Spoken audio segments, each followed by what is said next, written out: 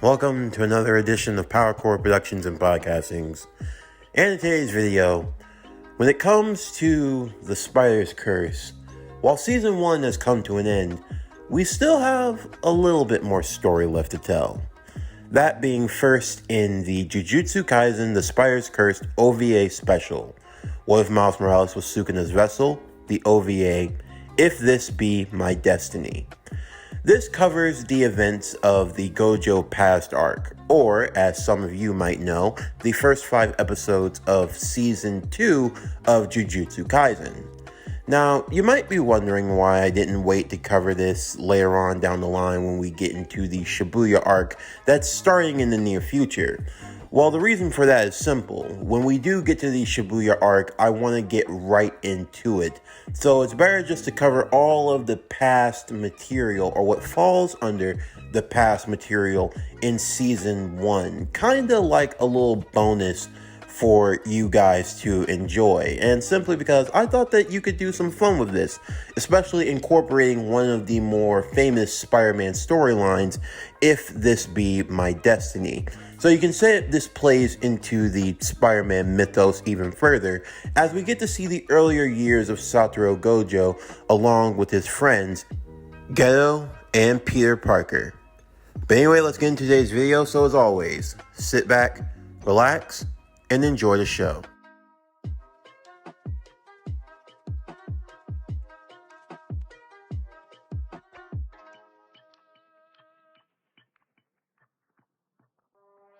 Suguru Geto, Satoru Gojo, and Peter Parker arrived to the condos where their expected escort mission was set to begin.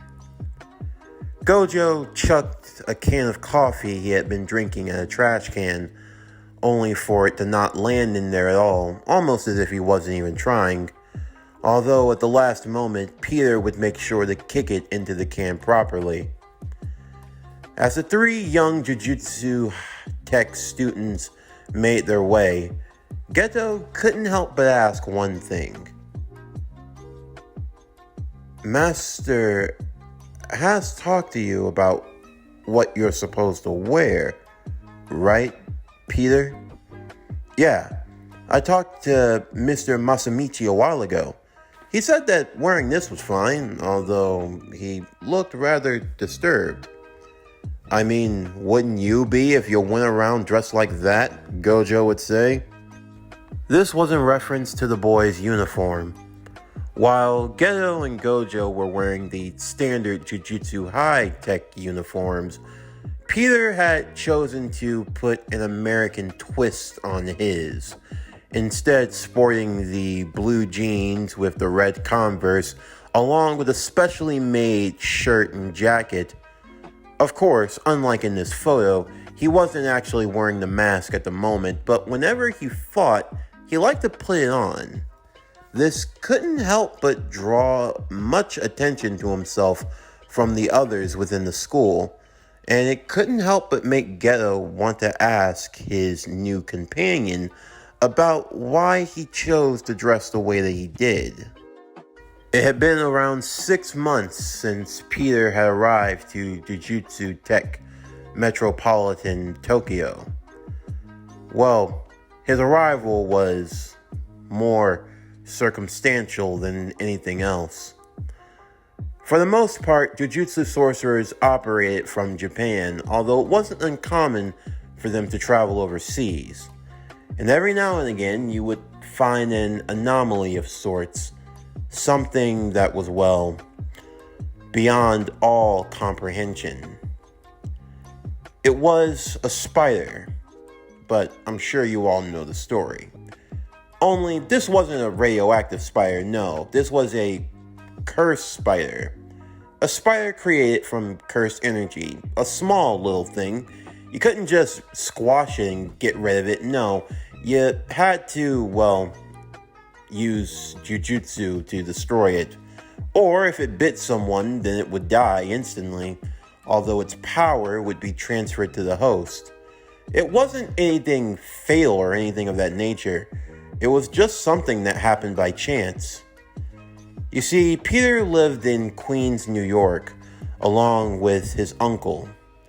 Not too long, his aunt had tragically passed away from cancer, just leaving him and the father figure that raised him his whole life. When Peter had gotten bitten by the spider, he felt invigorated.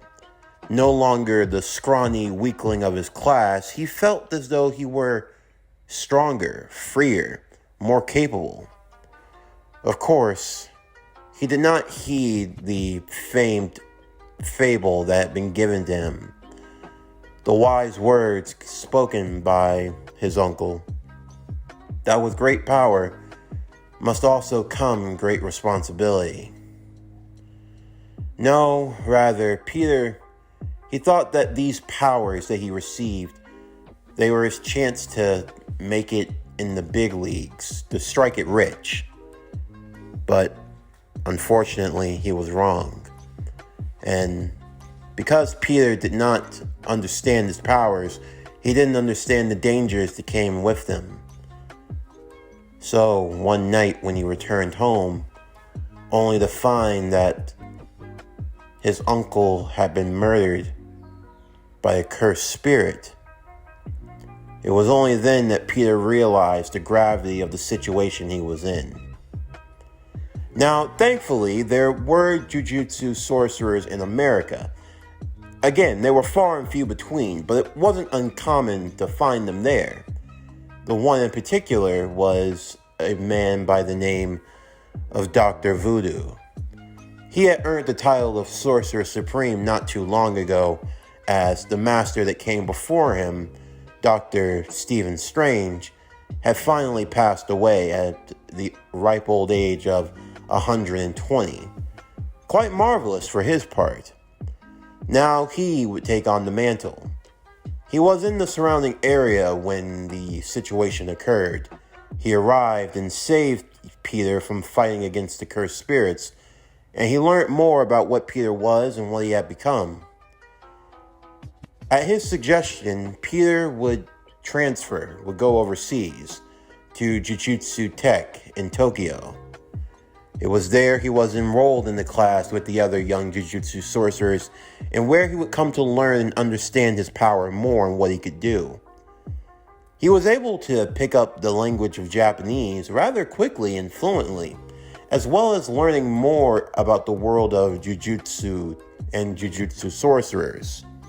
And despite being the oddball of sorts, he was welcomed among his class and among the other students. But two especially, that being Suguru Geto and Satoru Gojo. It didn't take long for Peter to establish himself, the three now earning the title of the three young rookies. They were the up-and-coming Jujutsu sorcerers, and among the higher-ups, they saw these three as having the most potential. They were especially enamored with Peter and his power of the cursed spider, which not only enhanced his cursed spirit energy, but also enhanced his natural skills and reflexes.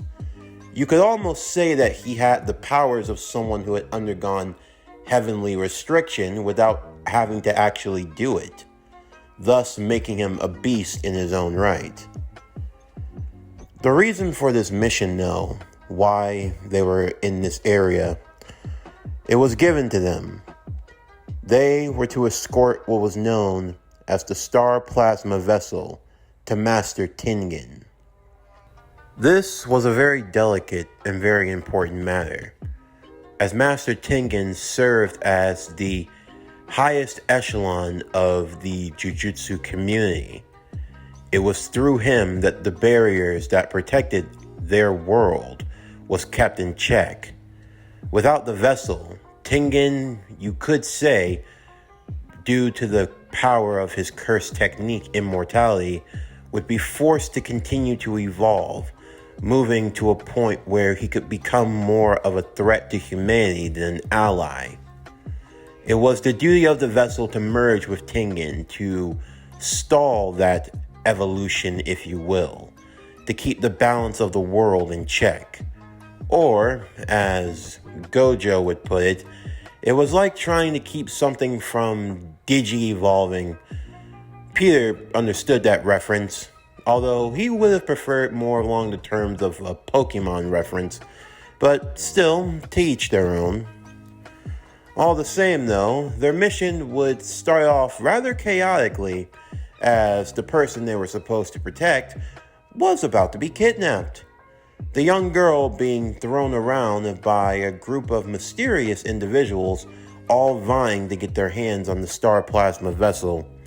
Specifically, two organizations, one known as Q and the other one known as the Star Religious Group, the Time Vessel Association. While Geto and Gojo would be dealing with the soldier thugs that were coming their way, Peter would see the young girl falling from atop of the skyline condo and beginning to make a quick descent to the ground. Shooting his webbings upward, he crawled at quick speeds across the wall of the building itself, moving high into the sky before eventually bungee jumping his way up, grabbing the girl safe and securely before swinging around to another rooftop.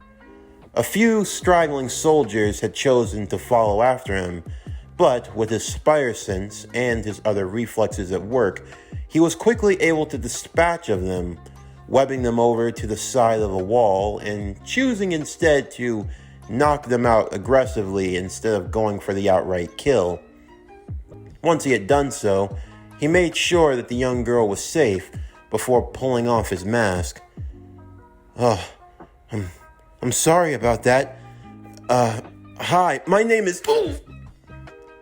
Peter would immediately catch a slap to the face as the young girl would back away, getting into a defensive stance. I don't know who you are, but stay back. I'm not afraid to fight you.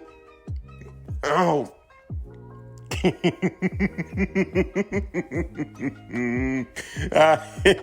Oh man, Peter, how did that spider sense work out for you?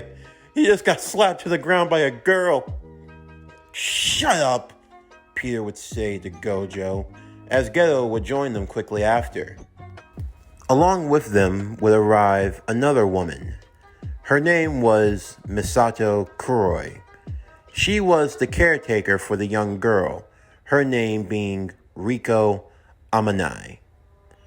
Riko, the young girl before them, was the Star Plasma vessel. Of course, while Peter was taken aback by the slap, he was understanding and didn't think too much of it. But when he got a closer look at her, to see her, he couldn't help but admit she was cute. And of course, Gojo picked up on this immediately. Aww, did the little American boy find love overseas? Gojo, shut. Alright, you two, calm it down. We need to stay on guard. Otherwise, we're going to be dealing with more losers like that all day. The boys would be given the overall rundown of what they were to do. In essence, they were to fulfill Riko's request. You see, to become the Star Plasma vessel, to merge with Tengen, effectively meant giving up one's own existence. To be more understandable to the situation, the Star Plasma vessel was allowed to live out their last days however they chose to. They were allowed to do as they wished, fulfill any desires or requests that they might have. After all, when you're giving up your existence for the fate of humanity, the least you can do is make accommodations for such a sacrifice. The boys were basically to stand on guard, make sure she was taken care of, any requests, anything that she might need, well, they would be there for her. However, one person knew this all too well. A man that had been hired, among many others, to bring the girl in. Of course, he wasn't in any rush to do so.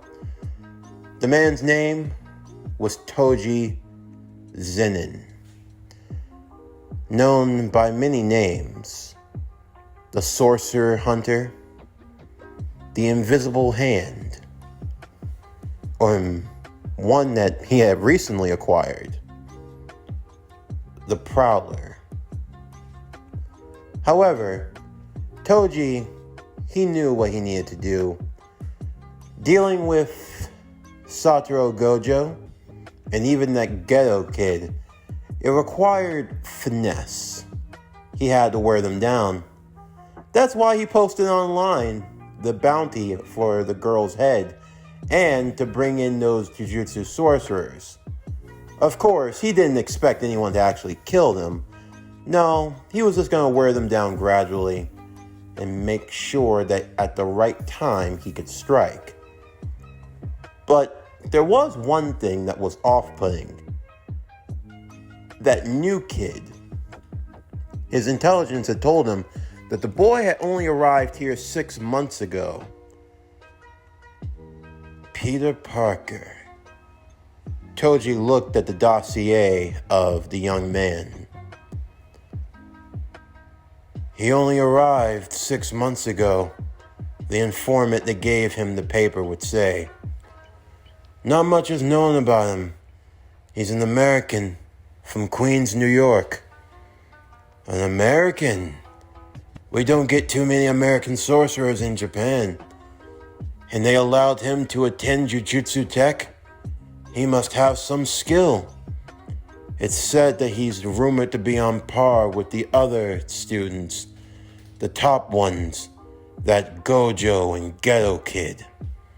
Ah, I see. Another promising sorcerer. I wonder how much his head would fetch for. Well, if he is in the same company as these two, I'd say he's worth a pretty yen, in my opinion. No matter. They'll all die just the same. However, I do want to see what this Peter kid is capable of. In the meantime, Peter, Gojo, and Ghetto would help with Riko's last request. Anything she wanted to do, they would help her do it. Whether it be her going to school, going to the beach, the aquarium, the amusement park, they did everything. Of course, among all of them, she found herself getting closest to Peter. He was the most odd, and that's saying something when you have Gojo around, but it was something different. With Ghetto, he was kind, polite, proper, in order, someone who wanted to get things done in a neat and timely fashion. Gojo was like just pure chaos. Sure, he was fun and goofy to be around, and she had actually grown to enjoy his company. But he was the kind of person that just seemed like he just wanted to do his own thing. Like he was just going with the flow. But then there was Peter. There were times when he'd let his nerdy side get out, where he'd state every fact that he could think of whenever they were just walking about, looking at nature, the animals, the fish in the aquarium, different things. He was always enamored by all of the new stuff he found. Of course, he hadn't been in Japan all that long, so in a lot of ways, Riko found herself being the one showing Peter all the new fun experiences, trying different foods, going to different places, seeing different things, and seeing that wonder, that magical wonder in the young man's eyes, seeing a new world, new experiences. In a way, it made her heart, it felt something. She felt like she didn't want these experiences to end. She didn't want them to stop with just this. There was a whole world out there. So many things that you could see and experience. And what was more important than that? Being with the people that made you happy when you had these experiences. Of course, for her, this was only temporary. She would soon be merged with an entity, her very existence being overwritten, almost as if she never existed. In a way, she would, but she also wouldn't. While she would serve as the barrier, the protector of this world, everyone else would continue living on in it, experiencing the many different trials and thrills that came with life. As it grew closer to the end, the more she looked at Peter. In a way, the sadder she got. It never truly dawned on her until now. She was never going to grow up. She wasn't going to go to college, travel the world, get a job. She never really even took the time to think about what she even wanted for her life or for a career, because it was literally never going to be an option. She was never going to have a chance to fall in love, to get married, have children, have a family of her own, grandchildren, to grow old, to experience all the joys and even the pains with life. She wasn't going to have any of that. She thought about the people she had spent time with. And then she thought about Peter.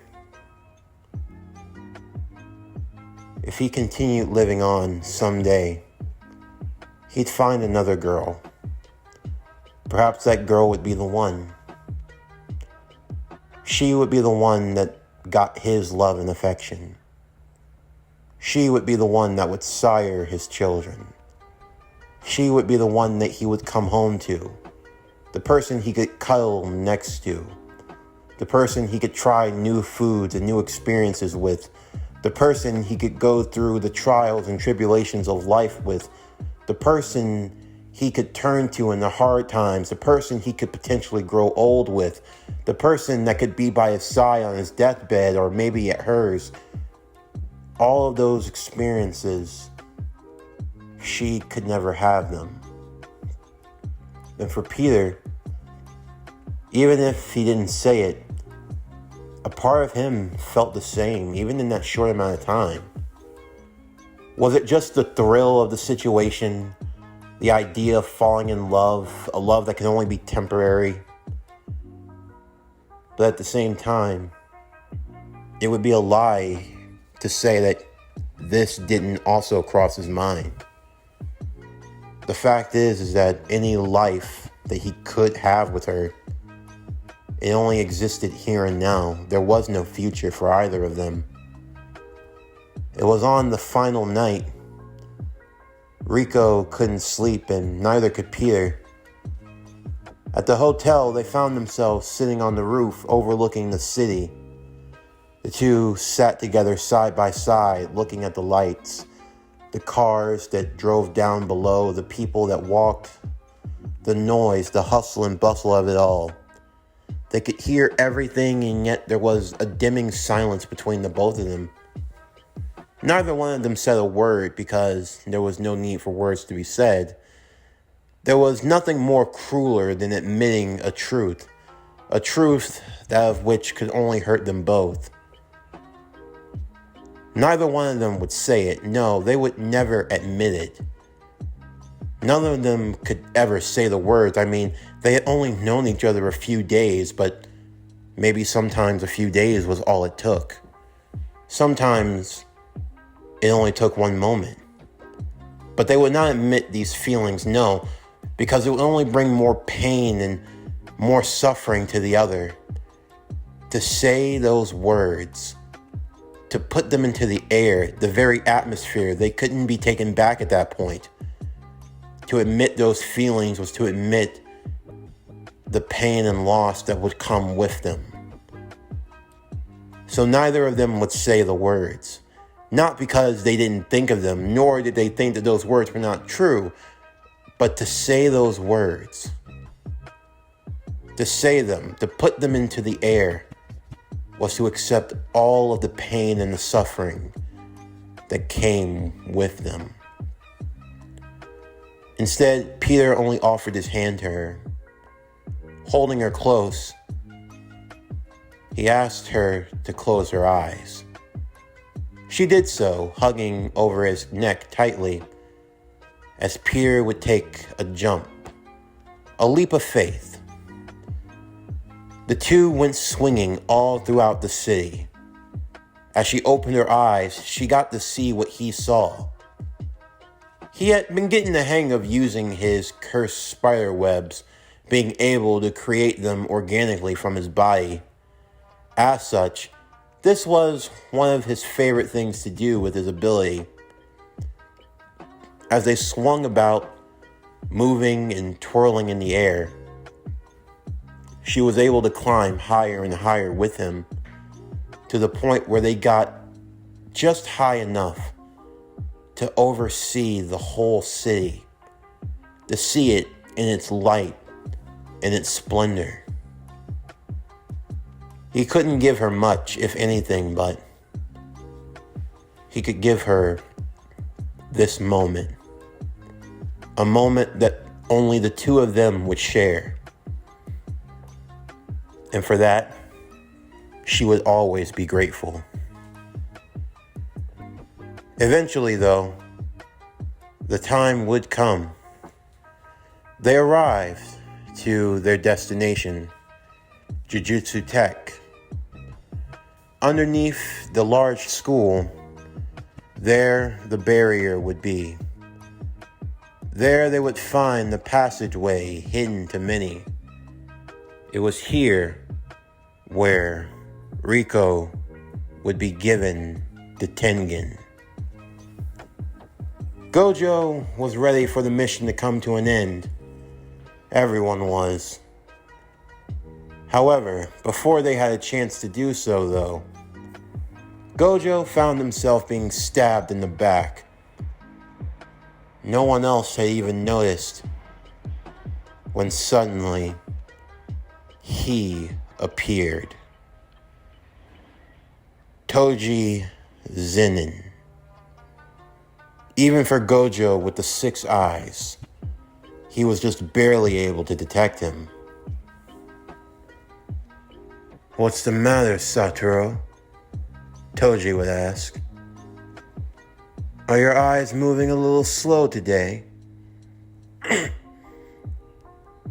"You're invisible, like a ghost." "I get that a lot." "You mind digging that out, please?" "Sure thing." Geto would go in for a strike. Summoning a cursed spirit, he would use it to completely devour Toji, believing that that would be the end of him. However, the belly of the curse would only quickly be opened up, Toji standing ready for a fight. "I'll take care of this, you guys," Gojo would say. "Peter, Geto, get Riko inside. I'll be behind you shortly." "Are you sure?" Peter would say. "Yeah. Don't worry about me, lover boy. This won't take long." Peter simply rolled his eyes as he grabbed Riko's hand, and Geto followed close behind. "Don't do anything reckless, Satoru," Geto would say. Yeah, you worry too much." Gojo would simply smile. "You want to dance?" Toji would say. "You know me. I'm feeling limber. I love a good tango. Let's go." In the meantime, Geto, along with Peter, would bring Riko underground. As they did so, they wouldn't be too far from where the entranceway to Tengen would be. Once they got in, they would be able to get her to where she needed to go. And in doing so, she would be able to finally merge with Master Tengen, fulfilling her role as the Star Plasma Vessel. However, before they made their way inside of Jujutsu High's barrier, Geto would stop them. Ghetto, why are we stopping? Peter would ask. Because I don't think we've ever really given Rico a choice here, Ghetto would say. Well, what are you talking about? Rico would ask. Well, I mean, it's obvious. The both of you, Ghetto would say to them. The two would look at one another, the both of them turning bright red, and Peter just putting on his mask to avoid the embarrassment. Come on, there's no need to be like that. I wasn't going to say anything, but I was able to see it. You guys have had a lot of fun together. There's no reason for that to end. Not here. But, Rico would say, it's my destiny. Isn't this what You're not the only vessel out there. In the end of the day, you have a choice. You don't have to do this. If you want, you can live your life. The both of you can have a life. Rico would look to Peter, and Peter looked back at her. Are you serious? We're gonna get in trouble, don't you think? There's no need to worry about it. She's not the only star plasma vessel out there. At least, I don't think. And besides, just delaying it a little bit, I don't think anything too bad's gonna happen. Rico would begin to be moved to tears. She would get a chance. They could have a chance. As she turned to Ghetto, she would bow, thanking him, before turning to Peter. As she lifted his mask just up above his nose, she leaned in. In the last 2 days, she had many first experiences. And now, this was something that would not be the first, but only the first of many. As their lips would begin to connect, though, despite not being able to sense him at all, Peter's other reflexes, his hearing, he could hear the clocking of a gun.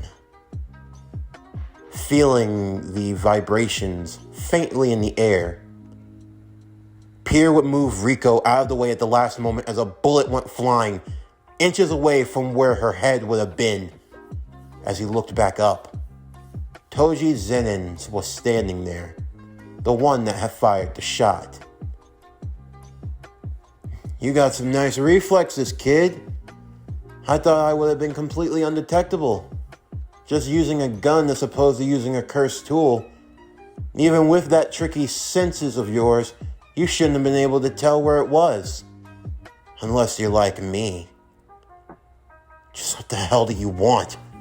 Why won't you leave her alone? You're making it personal, kid.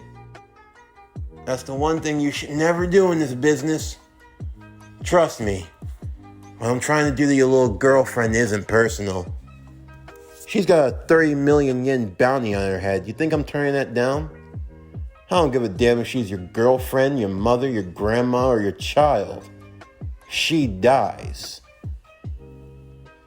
If you're here, Ghetto would say. Where's Gojo? Oh, him. He's dead. Is that so? Ghetto would begin to summon as many cursed spirits as he could muster as he looked towards Peter and Rico. Run!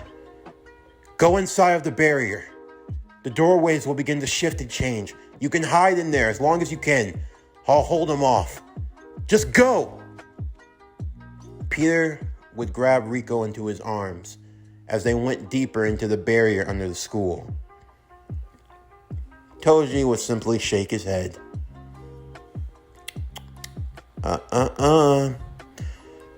You're just delaying the inevitable, kids. That's what you think. This is as far as you go. This is bothersome. Although, if I murder any of these students, it's only going to cause me more trouble on the back end. Toji would have to think carefully. The fact that that boy was able to detect him using a gun as opposed to him using a cursed tool, then he was obviously good. Very good. Even if he didn't have the power that Gojo kid had, he had something else. Something even worse. He had that tenacity. Oh, great, Toji would lament to himself. I'm fighting somebody with a hero complex. Of all the damn things. Oh well. You gotta do what you gotta do. Let's make this quick.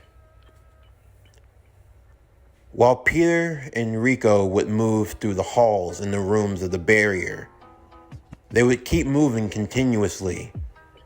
The only thing Peter could do was hold her as he ran, running and running without any signs of stopping, not even for a moment. They couldn't afford to, not with that guy. Is it true? Was he really able to kill Gojo?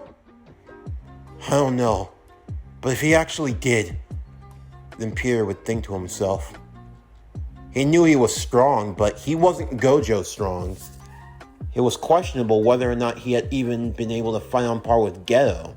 He knew he was the weakest of the three, no matter how much praise the higher-ups or the teachers gave him. If it came down to it, could he beat this guy? Not beat. Could he even kill this guy? As they continued running on, they would hear a whistle.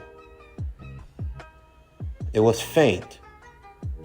They would stop in their tracks, as the whistling seemed to be coming from all around them. The itsy bitsy spider went up the water spout. He's close. Come on, this way. Down came the prowler and snuffed the spider out. I see you. Peter would make another turn with Rico. Don't go that way. Damn it. Even with my spider sense, I can't tell where he is. It's driving you insane, isn't it? Yeah. You got lucky. But tell me, Peter Parker, or should I say, Spider-Man, how lucky do you think you can be? How long do you think you can hold out? You think you can run from me? You can't even tell where I am. Maybe I'm behind you. Or no, maybe I'm above you or below. You can't tell. You know, this gun, I only fired one shot. I've still got enough left in the clip. Tell me, do you think you can move her away from every shot I want to fire? Another gunshot would ring out. Peter would move her out of the way immediately, only to be hit in the calf. Fuck! Aw, did I clip your leg? Or how about here? 3 more shots would fire. Peter wasn't sure where they came from, but then he saw. His right arm had been hit.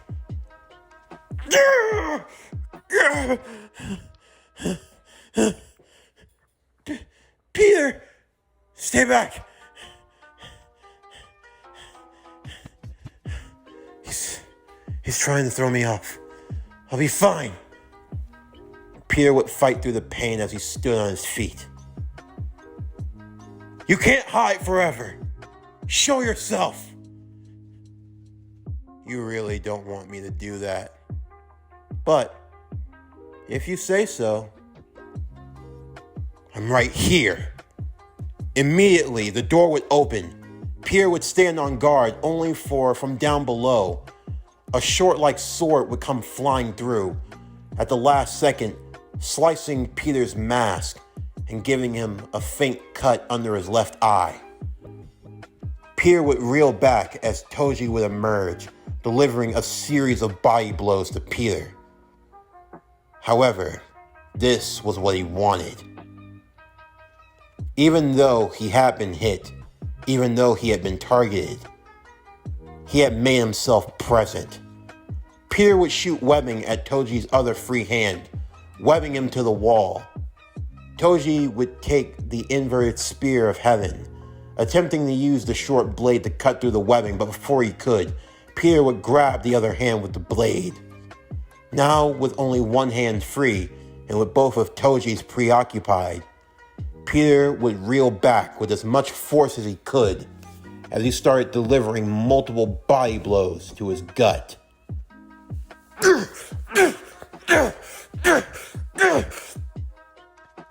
I see.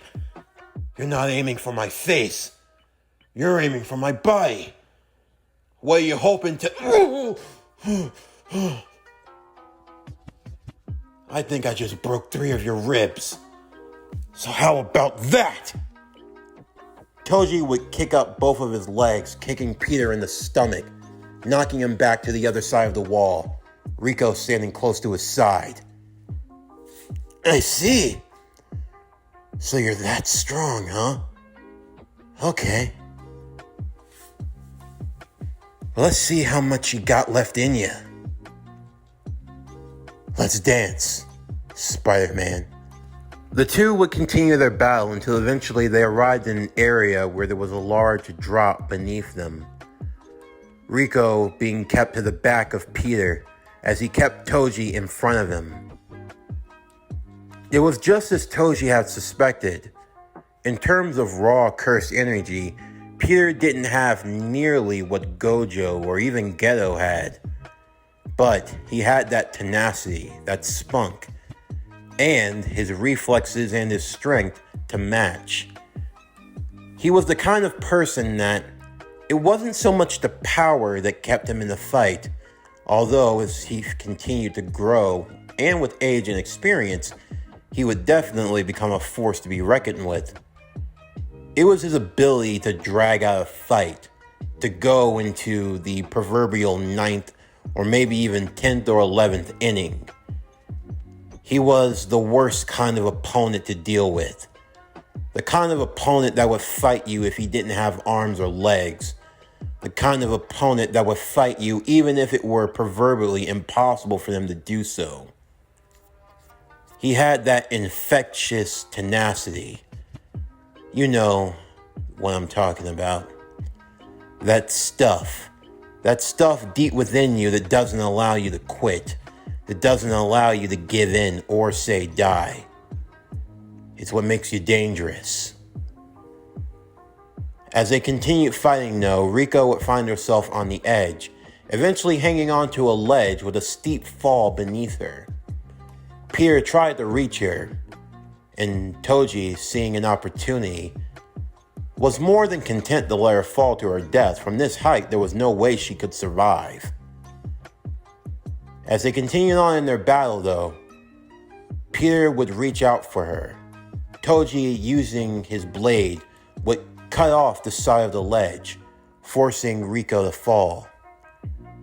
Peter would eventually kick Toji in the chin, knocking him back, but Toji would respond by stabbing him in the shoulder blade. Peter, with his one good arm, would shoot a webbing down to Rico. He knew it could be fast enough. It could reach her in time. He would pull the blade out of his shoulder. Connected to a chain, he would yank down on it at Toji, kicking him one more time in the gut and kicking him where he had broken his ribs, knocking him back as the web would tug where Riko had been grabbed. She was hanging. It meant he caught her. He would quickly move down the web to her. Although, something wasn't right. As he got closer to her, her neck, it was hanging back. Riko? Riko! Come on! Come on, wake up! I beat him! We can get out of here! Riko? As Peter held onto her body, her neck, it was... No, come on. Come on. Riko? Come on, Riko, wake up. Riko, come on. Come on, we're supposed to make it. Riko,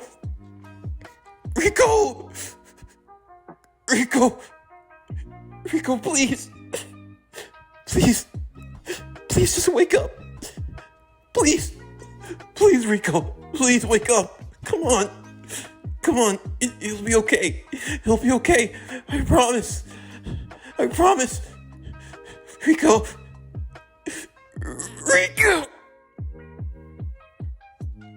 With a swift hit, Peter was knocked out. Stupid kid. You ended up doing my job for me.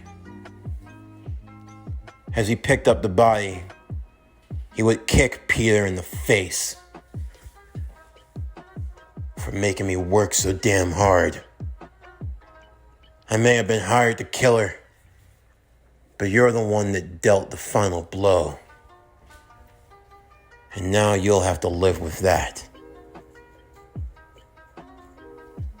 Toji would deliver the body to the Star religious group, being rewarded handsomely for his efforts. Although he wasn't in the best of moods, but to be honest, he really didn't care. He got his money. Now he was going to take a long vacation, fighting with that damn brat. He still felt like shit. However, as he made his way, leaving with his newly awarded funds, he would be greeted by two familiar faces. He simply rolled his eyes. Oh, great. Oh, well. By the time Gojo and Geto arrived inside, they were in a hall where there were individuals who were clapping, smiles on their faces, clapping happily. Standing among them, holding her body, was Peter. As he walked to the door, the two boys, they just stood there. Peter was getting ready to leave when Gojo put his hand on his shoulder. What if we just killed them? All of them. Geto, the two boys would look to him. There's no point. It'd be a waste of time. And with that, the three Jujutsu High students would leave with the body of Riko. A year would pass. For many, you could say that this mission changed them in a lot of ways. Gojo, he continued on, for the most part, retaining that vigor. Peter took some time, but eventually he was able to recover. However, for Geto wasn't like the others. The deeper he sunk into the world of Jujutsu, the more he saw his comrades die. The more he saw the darkness of humanity, the more he realized that in the end, it was all pointless. Why were they doing any of this? What was even the point? Fighting for the sake of humanity, for individuals who would never know and never care, and in most cases were even worser than cursed spirits.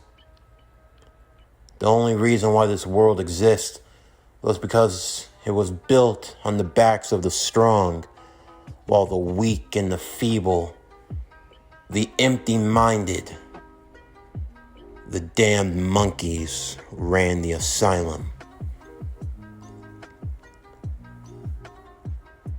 Geto would leave Jujutsu High, not under the best of circumstances, committing a mass murder, eliminating 112 people.